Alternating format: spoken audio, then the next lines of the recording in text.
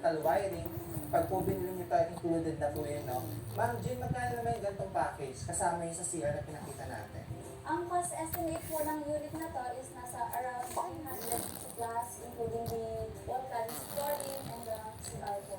So, Okay, pati yung mga accessories doon, bathroom yes accessories. po, bathroom accessories at the same time po yung piping ng bathroom. So, Yung may bib niya. talaga sa septic tank.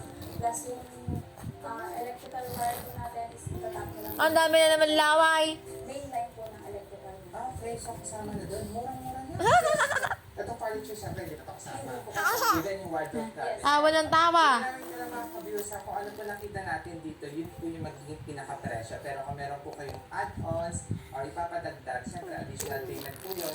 Pwede rin naman po bumaba kung may papabago po kayo.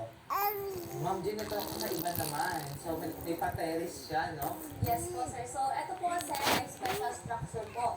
So, yung load po nito is same size po ng container natin, pero meron po siyang extension terrace.